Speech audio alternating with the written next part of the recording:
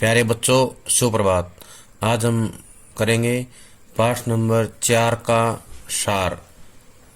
पाठ का नाम है पहलवान की ढोलक। इस पाठ को लिखा है फणीश्वरनाथ रेणु ने।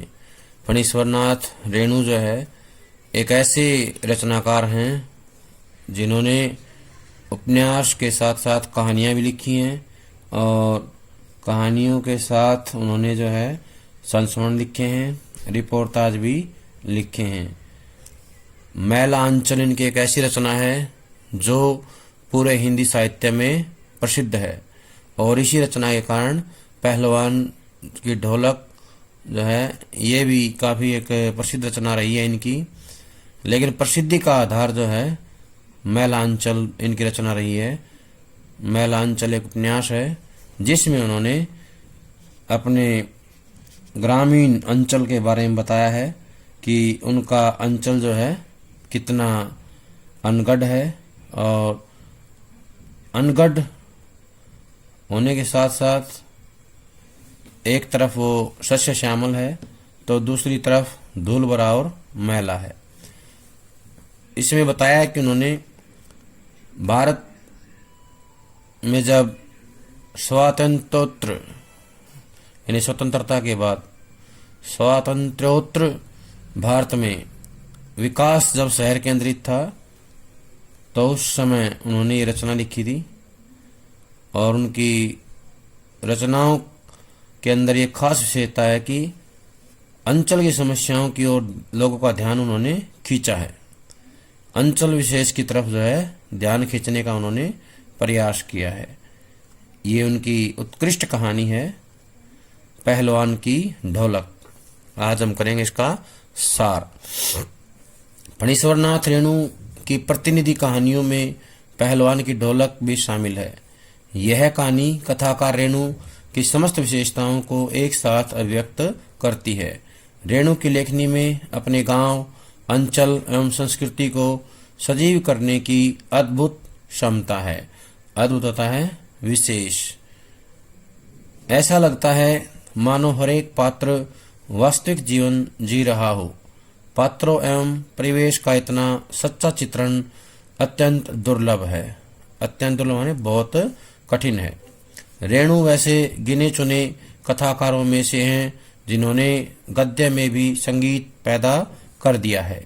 अन्यथा ढोलक की उठती गिरती आवाज और पहलवान के क्रियाकलापों का ऐसा सामंजस्य दुर्लभ है। इन विशेषताओं के साथ रेणु की यह कहानी व्यवस्था के बदलने के साथ लोक कला और इसके कलाकार के अप्रासंगिक हो जाने की कहानी है। अप्रासंगिक का मतलब होता है महत्वहीन, अनुपयोगी। राजा साहब की जगह नए राजकुमार का आकर जम जाना सिर्फ व्यक्तिगत सत्ता परिवर्तन नहीं बल्कि जमीनी पुरानी व्यवस्था के पूरी तरह उलट जाने और उस पर सभ्यता के नाम पर एकदम नई व्यवस्था के आरोपित हो जाने का प्रतीक है। यह भारत पर इंडिया के छा जाने की समस्या है। जो लुट्टन पहलवान को लोक कलाकार के आसन से उठाकर पेट भरने के लिए हाय तौबा करने वाली निरीहता की भूमि पर पटक देती है। ऐसी स्थिति में गांव की गरीबी पहलवानी जैसे शौक को क्या पालती। फिर भी पहलवान जीवट ढोल के बोल में अपने आप को न सिर्फ जिलाए रखता है बल्कि भूख व महामारी से दम तोड़ रहे गांव को मौत से लड़ने की ताकत भी देते रहता है। कहानी के अंत में भूख महामारी की शक्ल में आए मौत के षड्यंत्र जब अजय लुट्टन की बड़ी पूरी पहलवानी को फटे ढोल की पोल में बदल देते हैं तो इस करुणा या त्रासदी में लुट्टन हमारे सामने कई सवाल छोड़ जाता है। वह पोल पुरानी व्यवस्था की है या नई व्यवस्था की? क्या कला की प्रासंगिकता व्यवस्था की मुखापेक्षी है अथवा उसका कोई स्वतंत्र मूल्य भी है? मनुष्यता की साधना और जीवन सौंदर्य के लिए लोक कलाओं को प्रासंगिक बनाए रखने हेतु हमारी क्या भूमिका हो सकती है। निश्चय ही यह पाठ हमारे मन में कई ऐसे प्रश्न छोड़ जाता है। कहने का आशय यह है कि लुट्टन पहलवान के माध्यम से लेखक ने ये बताने का प्रयास किया है कि राजा की जगह केवल राजकुमार ही नहीं आता, बल्कि एकदम नई व्यवस्था आ जाती है और उस नई व्यवस्था का परिणाम यह होता है कि लुट्टन पहलवान गरीबी की चपेट में आ जाता है, भुखमरी की चपेट में आ जाता है और उसका जीवन बद से बदतर हो जाता है। अब सभी देखें फणीश्वरनाथ रेणु का जीवन परिचय। इनका जन्म 4 मार्च सन 1921 ओराही हिंगना, जिला पूर्णिया, अब अररिया में है, बिहार में इनका जन्म हुआ। तो प्रश्न आएगा यहाँ पे, फणीश्वरनाथ रेणु का जन्म कब हुआ? 4 मार्च सन 1921। कहाँ हुआ? ओराही हिंगना। किस जिले में है ये? पूर्णिया, अब जो है अररिया में है। किस राज्य में है ये? बिहार। रचनाएं हैं मैलांचल, प्रतिपरी कथा, दीर्घतपा, जुलूस, कितने चौराहे, ये सब उपन्यास हैं। ठुमरी, अगिनखोर, आदिमरात्रि की महक, एक श्रावणी दोपहरी की धूप कहानी संग्रह हैं। ऋणजल, धनजल, वन तुलसी की गंध, श्रुत अश्रुत पूर्व संस्मरण है। नेपाली क्रांति कथा रिपोर्टाज हैं तथा रेणु रचनावली इस नाम से 5 खंडों में इनका समग्र साहित्य जो है प्रकाशित हो चुका है। रेणु रचनावली के नाम से 5 खंडों में प्रकाशित हो चुका है समग्र साहित्य।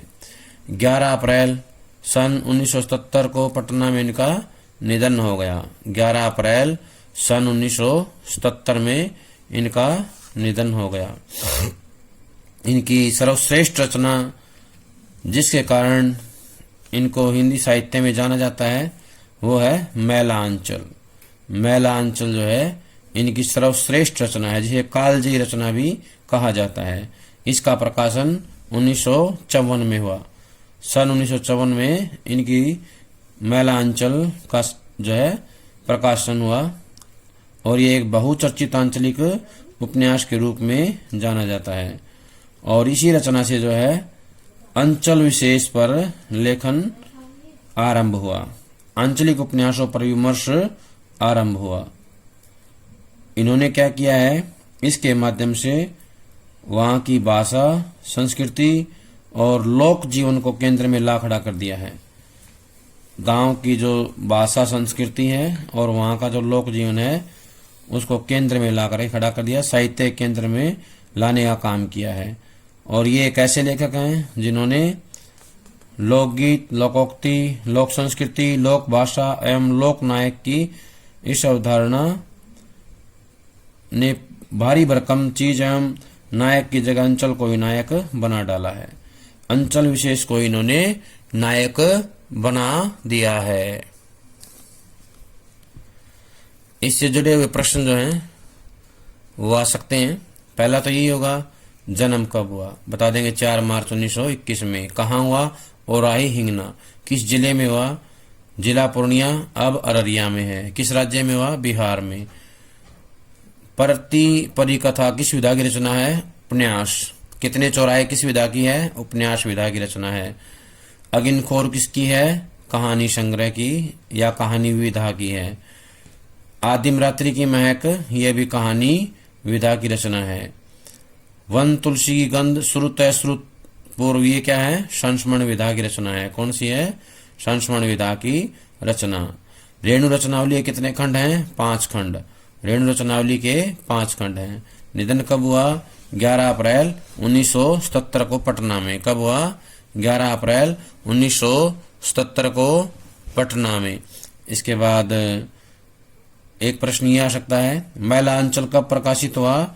1954 में। मैलांचल 1954 में प्रकाशित हुआ। और प्रश्न ये भी आ सकता है, फणीश्वरनाथ रेणु की लोकप्रियता का या प्रसिद्धि का आधार क्या है? तो हम बताएंगे इनकी प्रसिद्धि का आधार है मैला आंचल। मैला आंचल ये कांड जो है इनको साहित्य में जाना जाता है। ये एक इनकी कालजयी रचना भी कहलाती है। प्यारे बच्चों, ये था हमारा पाठ का सार और जीवन परिचय से जुड़े हुए प्रश्न सभी इनको याद कर लेंगे। जब तक अगली वीडियो आती है, सभी का बहुत बहुत धन्यवाद।